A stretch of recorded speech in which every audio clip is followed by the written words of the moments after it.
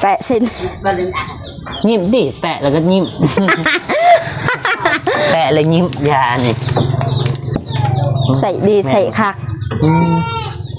คือว่าเห็นมิดในกลุ่มบ่มีอันนั้นเน็ตคือประกอบกล่องเพราะว่านั้นใส่หลักเจ็ดคันใส่หลักเก้าเสร็จได้แต่ว่าหลักเจ็ดคันบ่มีเน็ตเสร็จบ่ได้เดือนนี้มีบ่ตอนนี้มีเติมแล้วเมื่อวานเห็นว่าบ่มีที่ให้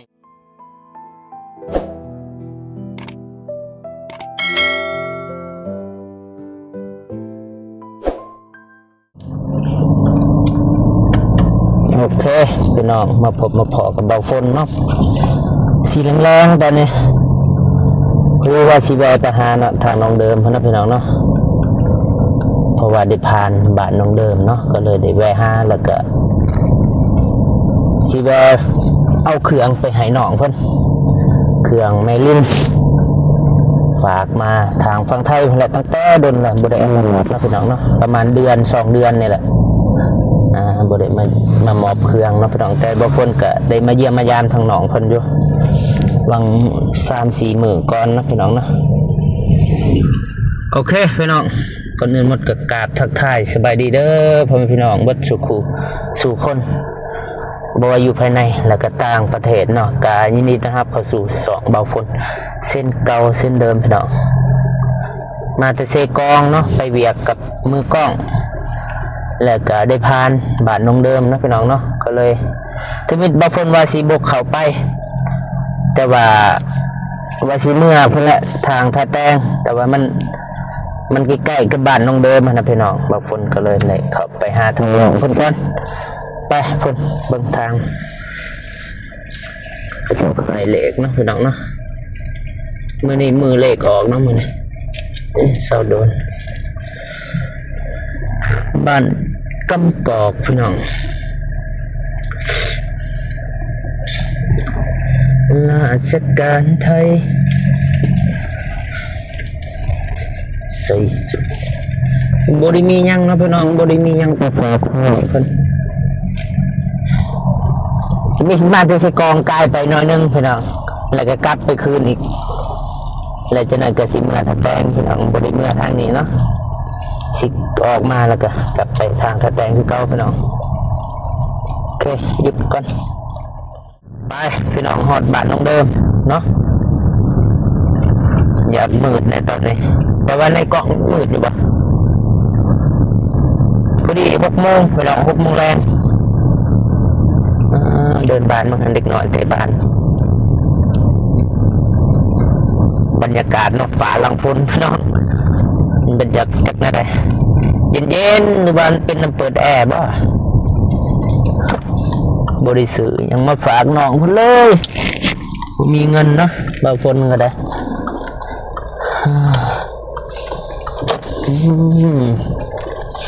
บ่มีเงิน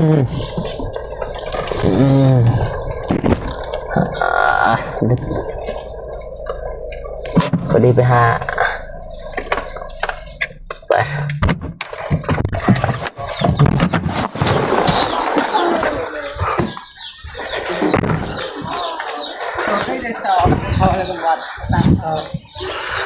ไม่ใช่เมื่อไหวแท้เมื่อไหวแท้เขาจะเศร้านะฮะมานี่ก่อนมานี่มานั่งนี่ฮะไม่ใช่เปิดไฟหนุ่มเดิมยุงไล่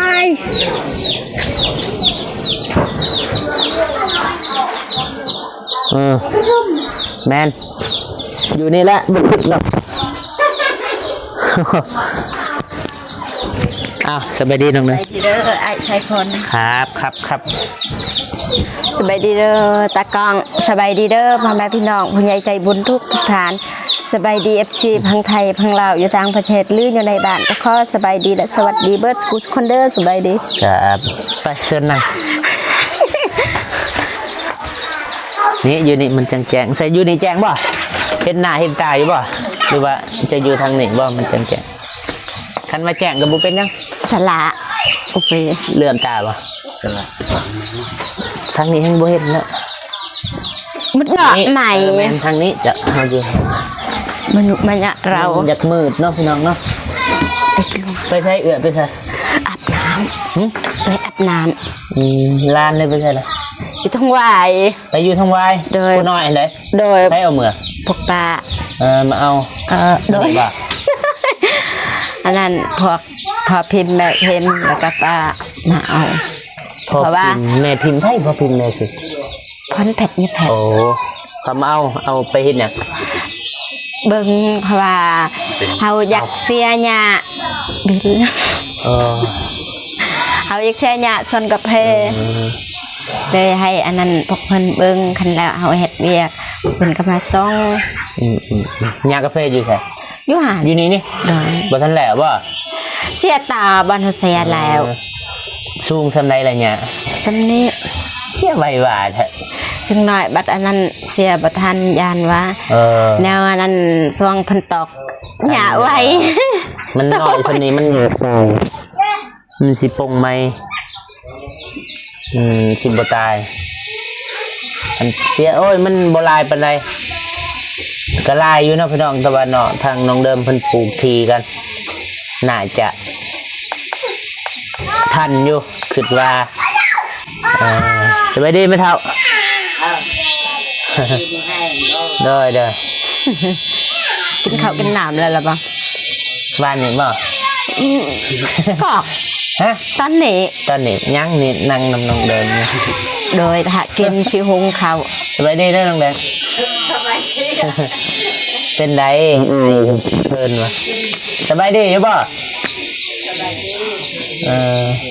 อาเจียนหนาแดกเดี๋ยวอย่าปฏิ บ่ จา ได้แล้ว ได้แล้วกินเลยคิดว่าทำมาเมื่อวานนี่กินแล้วบ่ก็กินแล้ววัน เขายังมาทันเลย ตอนนี้บ่ได้กินแต่เล่นทางน้ำเพิ่นเดิม อา กิน เจีย แล้ น ว แดก อายอกกินละจะได้ชีวิตเดียวนี่การเป็นอยู่เป็นอะไรคือว่าเห็นมิตรในกลุ่ม บ่มีอันนั้น เน็ต โดย คือว่ามีกล่อง เพราะว่านั้นใส่หลักเจ็ดคันใส่หลักเก้าเสร็จได้แต่ว่าหลักเจ็ดคันบ่มีเน็ตเสร็จบ่ได้ เดือนนี้มีบ่ตอนนี้ มีเติมแล้วเมื่อวาน เห็นว่าบ่มีที่ให้มือกล่องเติมฮะ มีแล้วปะเติมให้ คันบ่มีเซต5บ่พ้นเด้อ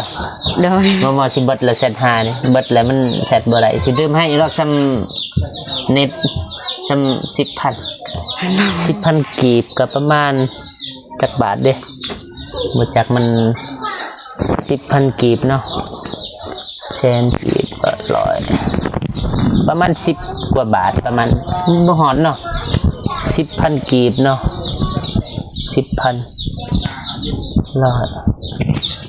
แค่นึงก็100กว่า10กว่าบาทนี่ประมาณนี้แหละประมาณนี้แล้วเนาะ10กว่าบาทได้ยังกินแรงเช่นยังกินมีเมนู กินบ่ฮู้ว่าเมนูยัง อ้าวมันมีหลายเมนูเนาะจนบ่ฮู้ว่าเฮ็ดยังกินนำมื้อแลง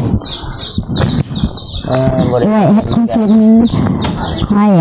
เฮ็ดหุงข้าวมันกันเฮ็ด เลิกจักโมงมาแต่เบียบ 1 โมง บ่มาหัวขึ้นเลิกไว้ถึง1โมง หิวข้าว ได้ตอนแรงนี่ ตอนแรงบ่ได้ไปมันตอกพาก็บางทีเสาร์มันตอกพาเฮา มาแต่พุ่นมาแต่เสกองก็เลยแวะหาบ่ได้มีหยังมาฝากมาต้อน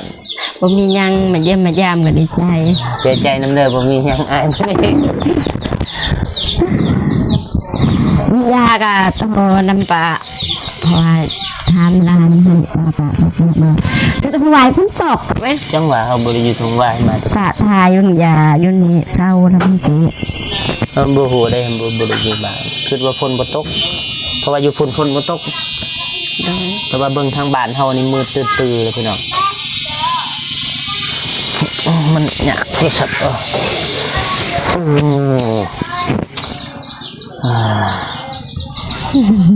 บ่มีหยังนะสิเว้าน้องเด้อมาเยี่ยมมายามทางน้องเพิ่นดนแล้วนะบ่ได้มาเยี่ยมมายามบ่โศกบ่เศร้าบ่เหงาติเลยมาอยู่นำนะ บ่ น้องเล่นก็ไปเฮ็ดเวียกแล้วเนาะ โดย ไปอยู่ทางเลยบ่เลยอยู่เวียง ยุไทยเลย หมอดเจาะ มันจ้าบึงอย่าง หมอดเจาะเนาะพี่น้องเนาะ เต็ม เป็นอะไรเลยดุปัดเด้สมมติว่ามันมาตอมมาอย่างกับปัดออกปัด นี่แมตตัดโจยัดเปลยเราให้กระซีดกระเจ็ด บ่ทันนะคือคนทำคือกันเนาะมันเข้าไปในห่างกายแล้วมากินยามาปัวมันก็บ่จะทันปานใดอันนี้หมอดคือกันมันได้เจาะมันละมันแพ้แล้วมันไข้มันแพ้มันขยาย เต็มเลย เฮาสิปัวมันก็ยากมันบ่เศร้าดอก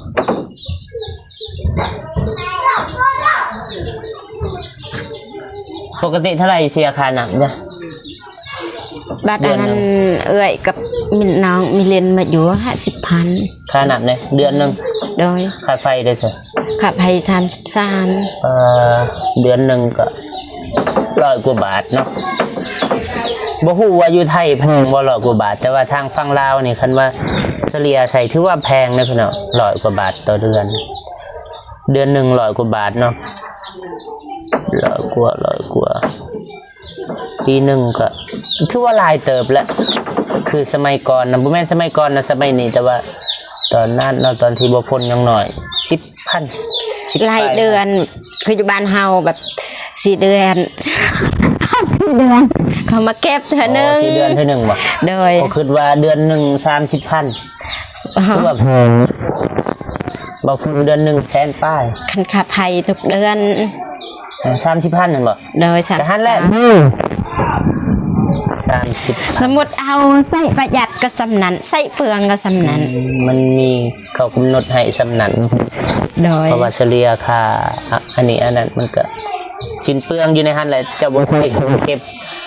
บัดนำ5 เดือนเท่านึง 4 เดือนเธอนึง 4 เดือนเท่านึงแสดงว่าปีหนึง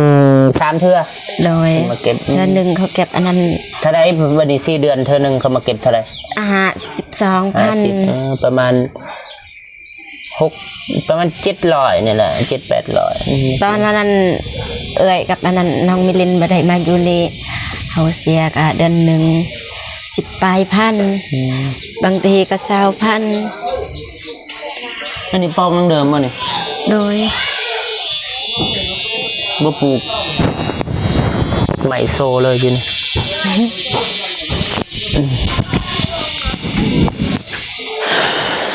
เจ้าหน้าที่ทำไมปอกวิจัดฮะวิจัดต้นเดิมกำลังบ่ทันได้อาบน้ำอีกเนาะมาในสวนบ่ได้มาเล่นท้องลายบ่มื้อใดสินะ ปัดอันนั้นไปตัดเพลิน เมื่อใดไปตัดเพิ่น ยังโมโห บ่ทันฮู้ต้องเสียหญ้าก่อนเนาะ ยังนี่ละเพลิน เบิ่งเป็นน้องเดิม เมื่อวานค่อยผ่าไปปะอยู่นี่เลยบ่ได้เอาปะอยู่อันนั้นหลังหิ้ง โอเคพี่น้องเดี๋ยวไปเอาของฝากแม่กลินมีโคมไฟสบายเยืองเวลาจุกของแน่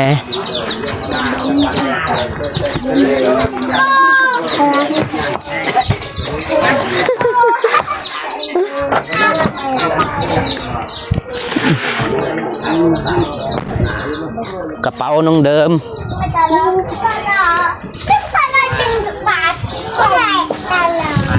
อุ๊เบิ่งไทยรัวๆให้ออกมานี่ก่อน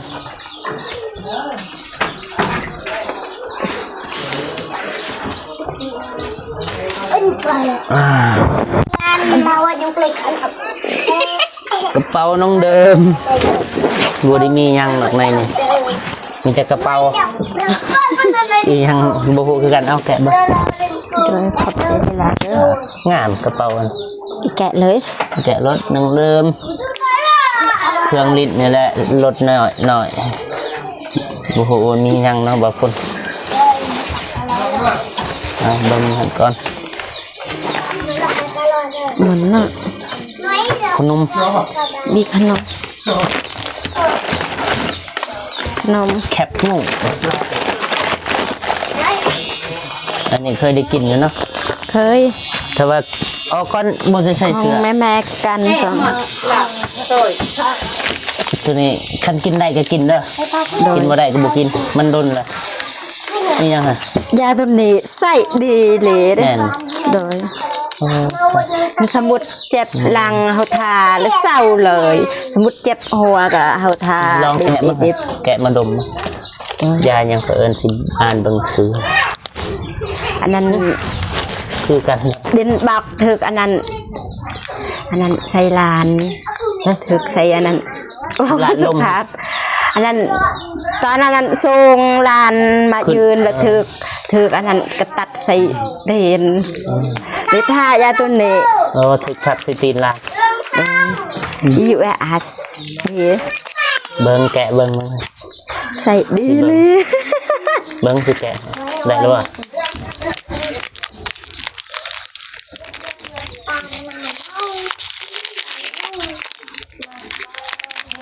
แพ็กมายังดีเนาะแม่ก็ได้เอาใส่เบิ่งน้ำมันเคียวแปะยิ้มเวลาเขาแปะแล้วก็ยิ้มเบิ่งจะได้สิแปะทรงเดิมเด้อให้มันสมซื่อเด้อแปะยิ้ม ใส่ดีใส่คัก น้ำมันเคียวแปะยิ้มแก้อัมพาตเน็บสาตะคริวแก้ปวดท้องสาใส่ทาหรือหับประทาน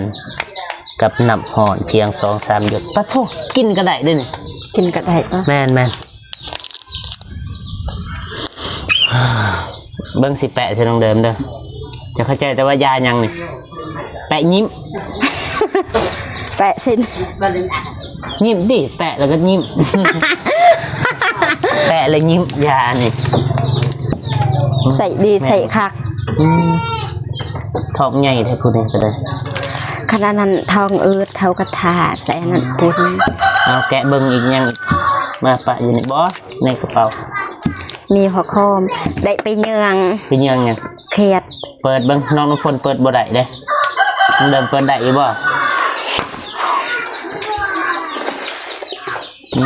คือกันกับน้องน้ำฝน กินมา สาบก่อนเด้อ โดย สบายเนือง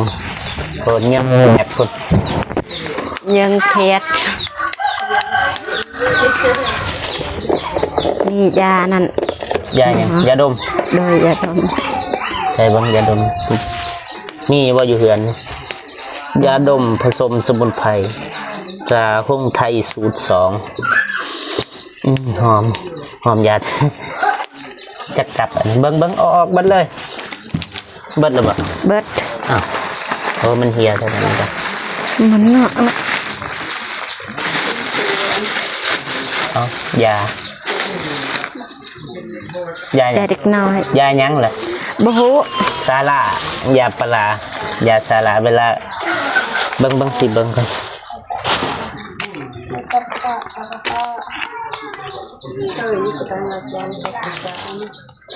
ยาลดไข่เล็กน้อยเนาะ ยามันเนาะ นี่บอกไทนอน500ยานี่มีพาราเซนตามอล500มิลลิกรัมยาเม็ดบรรเทาปวดลดไข้คือกันลดไข้ได้กันบ่ฮู้บ่แม่นเล็กน้อยติตัวนี้ ผู้ใหญ่ ตัวนี้เล็กน้อยยาลดไข้คือกันอันนี้ก็ยาลดไข้ซาลาผู้ใหญ่กิน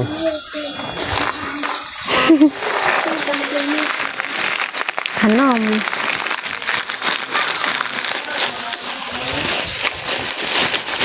ขนม นี่จ้ะ จากแรกจะให้ก็กิน เอา จะให้ไง เอาไหม ขอบใจ ตะกล้อง ลองกินก่อนขนมไทยหมักใหม่เนาะหมักใหม่ ซิมเบิ้ง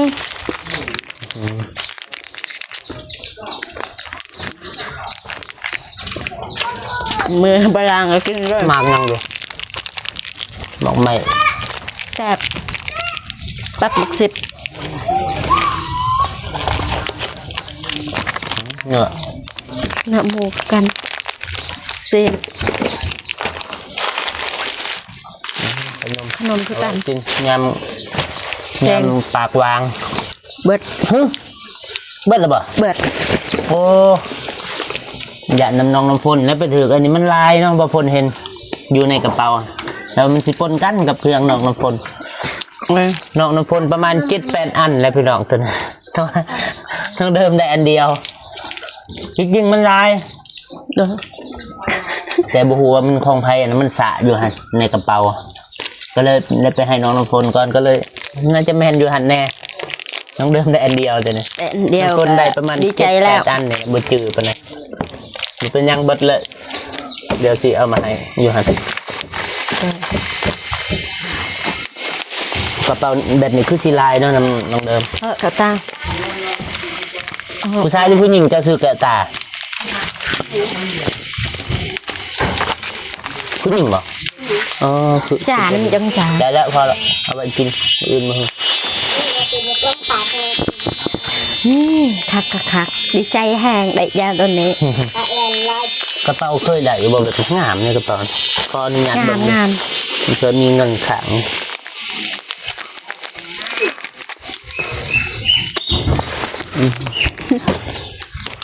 แต่ประมาณนี้เนาะพี่น้องบ่ได้มีหยังมาให้ทางน้องเพิ่นเครื่องอันนี้เป็นเครื่องขออนุญาตคลายออกก่อนเป็นเครื่องเมลิน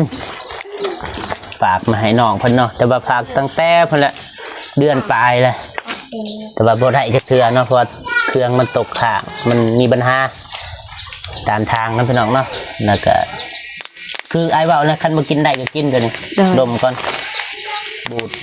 กระทิมบ่กินมันสิมีผลต่อเฮา โดย มีแต่ว่าน้องเดิมฝากขอบคุณขอบใจทางแม่เพิ่น โดย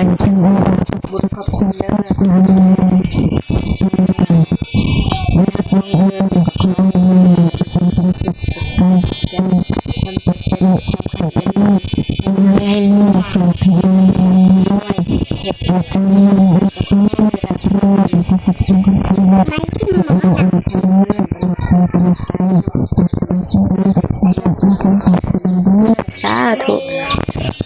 บอกใจหลายๆทางไอโฟนน้ำที่มาเยี่ยมมายามน้องเดิมเด้อ มีเวลาก็สิเยี่ยมมายามอยู่บ่ว่าแต่น้องเดิมน้องอายบ่ไปเยี่ยมมายามทางอื่นน่ะก็บ่สู้ได้ไปซั่นเพื่อ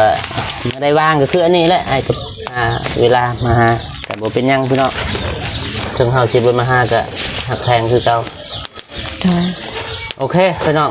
คนอื่นหมดบ่คนบ่กบใจเนาะผู้ใหญ่ใจบุญอีกทุกท่านที่เขามาเบิ่งมาติดตามมาให้กำลังใจบ่คนมาตลอดเนาะบ่คนขอให้พรให้ผู้ใหญ่ใจบุญอีกทุกท่านจงอยู่เย็นเป็นสุขสุขกายสุขใจสุขภาพแข็งแรงความเจ็บบ่ให้ได้ความไข้บ่ให้มีให้ร่ำให้รวยปรารถนาสิ่งใดขอให้ได้สิ่งนั้นเนาะแล้วก็ขอบคุณขอบใจแม่ลินที่ฝากเครื่องมาให้น้องเดิมแล้วก็เบาฝนนํเนาะเบาฝนขอให้พรให้แม่จงอยู่เย็นเป็นสุขสุขกายสุขใจเด้อสุขภาพแข็งแรงความเจ็บบ่ให้ได้ความไข้บ่ให้มีให้ร่ำให้รวยปรารถนาสิ่งใดขอให้ได้สิ่งนั้นสมดังปรารถนาให้มาเท่านี้ให้ได้กลับคืนไปเป็นร้อยเท่าพันเท่าล้านเท่านะพี่น้องเนาะสาธุ